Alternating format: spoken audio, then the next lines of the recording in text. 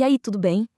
A gente já parou para pensar no que acontece de verdade entre o momento de um crime e a sentença final? Olha, a persecução penal no Brasil é um caminho longo, cheio de etapas, cheio de regras.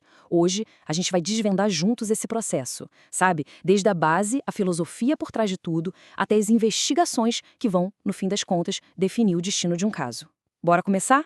Para a gente não se perder nessa jornada, nosso roteiro aqui vai ter 6 paradas principais. Primeiro, a gente vai olhar para as fundações do sistema. Depois, vamos ver o apito inicial, sabe? Como começa a investigação policial. Aí, a gente entra nas regras do jogo que todo mundo tem que seguir. Vamos ver também a corrida contra o tempo, que são os prazos, as outras formas de investigar que existem além da polícia, e para fechar com chave de ouro, o momento em que a defesa também entra em campo para investigar. Então, vamos começar pelo começo, pela peça mais importante de todas, a estrutura. Porque, pensa bem, para um julgamento ser justo de verdade, não adianta só ter um monte de leis, né? É preciso ter um sistema que evite que o poder todo fique na mão de uma pessoa só. E é exatamente por isso que o Brasil escolheu um modelo que, olha, separa direitinho as funções de cada um no processo penal. E aqui a gente vê uma diferença que é, assim, crucial. De um lado, a gente tem o sistema inquisitivo. Imagina só, uma única pessoa faz tudo. Investiga, acusa e julga. É como num jogo de futebol em que o juiz é também o técnico de um dos times. Meio estranho, né? Não parece nada justo. Agora, do outro lado, tem o sistema acusatório, que é o que o Brasil adota. E aqui a história é outra. As funções são bem separadas justamente para garantir que o juiz do nosso jogo, ou seja, o magistrado, seja totalmente imparcial. E na prática, essa separação funciona exatamente assim, ó. De um lado do campo está o Ministério Público, que tem o papel de acusar. Do outro lado, o advogado ou o defensor público, que tem a missão de defender. E no meio, de forma imparcial, está o juiz, o magistrado. Ele não joga para nenhum dos lados, ele só observa o que acontece e decide com base nas provas que os dois times apresentam. É tipo um triângulo, sabe? É esse triângulo que sustenta o equilíbrio da justiça. Ok, agora que a gente já entendeu a base do sistema, a teoria, vamos para a prática. Quando aparece a suspeita de um crime, qual é o primeiro passo de verdade? Geralmente, tudo começa com a instauração do famoso inquérito policial. O inquérito policial, que a gente chama de IP, dá para pensar nele como se fosse o trabalho de um detetive montando um dossiê bem completo. Atenção, isso ainda não é o julgamento, tá? É a fase de juntar as peças do quebra-cabeça. Coletar pistas, ouvir depoimentos, buscar evidências. E o objetivo final desse dossiê todo é entregar para o Ministério Público, que vai olhar tudo e decidir: essas provas são fortes o bastante para a gente levar esse caso adiante ou não. Mas como é que essa investigação toda começa? Existem vários caminhos, várias portas de entrada. A iniciativa pode partir do próprio delegado, que a gente chama de ofício, ou pode vir uma ordem de cima, sabe, do juiz ou do Ministério Público. A própria vítima também pode ir lá e pedir para começar. Ou, claro, tudo pode começar com uma prisão em flagrante bem no calor do momento. E tem até casos bem específicos em que o ministro da Justiça pode requisitar a abertura de um inquérito. Essa imagem aqui resume bem as características dele. Primeiro, o inquérito é sempre por escrito, tudo documentado. Segundo, ele é sigiloso, e isso é para não atrapalhar a coleta de provas, claro.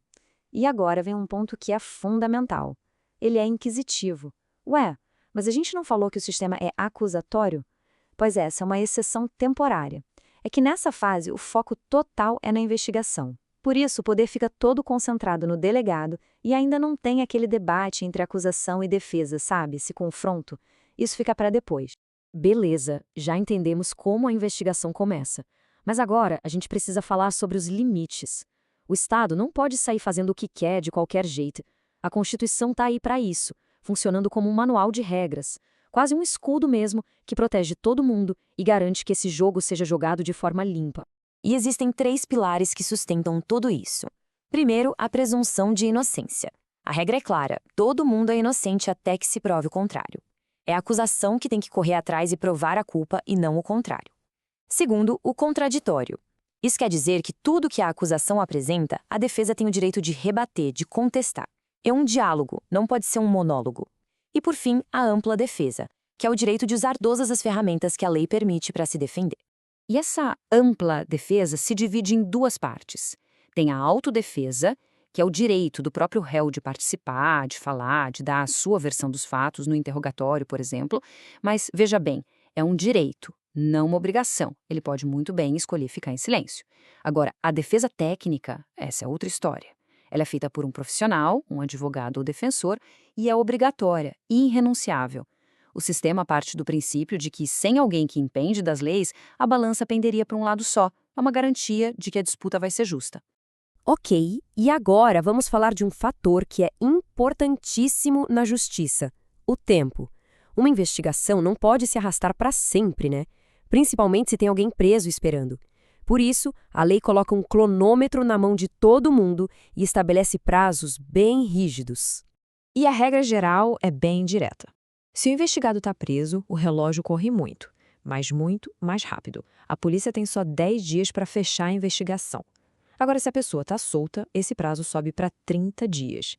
A mensagem por trás disso é bem clara, né?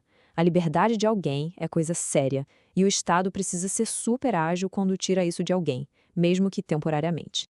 Só que, como quase tudo no direito, tem exceção. Aquela regra dos 10 e 30 dias não é universal. Olha só essa tabela. Se for um caso da lei de drogas, por exemplo, o prazo para o investigado preso triplica, vai para 30 dias. Nos crimes federais, são 15 dias. Já na justiça militar, são 20 dias e sem prorrogação, hein? O ponto principal que a gente tira daqui é que o tipo de crime muda completamente o ritmo da investigação. A gente falou bastante do inquérito policial, que é de longe a ferramenta mais comum. Mas ele não é a única, não. O Estado tem outras cartas na manga, outros instrumentos para investigar crimes, e cada um serve para uma coisa. Pois é, a investigação não é um monopólio da polícia. O próprio Ministério Público, que é quem vai acusá-la na frente, pode fazer a sua própria apuração, chamada de PIC. Quando o crime é cometido por um militar, a investigação fica dentro da própria corporação, através do Inquérito Policial Militar, o IPM. E, claro, tem aquelas que a gente sempre ouve falar na TV, as CPIs, as comissões parlamentares de inquérito que os políticos podem criar para investigar algum fato importante. E agora a gente chega numa evolução assim super importante do nosso processo penal. Pensa comigo. E se a defesa não ficasse só esperando as provas da acusação para poder reagir? E se ela mesma pudesse ir atrás e produzir suas próprias provas? Pois é, essa possibilidade existe e tem nome: investigação defensiva. É a defesa saindo da arquibancada e entrando no jogo. Em vez de só ficar contestando o que o Estado traz, o advogado vai a campo. Ele mesmo pode ouvir testemunhas, pedir perícias, buscar documentos, enfim, construir a sua própria narrativa para mostrar para o juiz. E essa citação aqui resume perfeitamente o porquê disso. A ideia central é o que a gente chama de paridade de armas. Ou seja, se a acusação tem todo o poder do Estado para investigar, para que o jogo seja justo de verdade, a defesa também precisa ter as ferramentas para poder buscar a sua versão dos fatos, a sua verdade. É tudo uma busca por uma justiça mais equilibrada, mais simétrica. E a gente termina com uma pergunta para a gente pensar.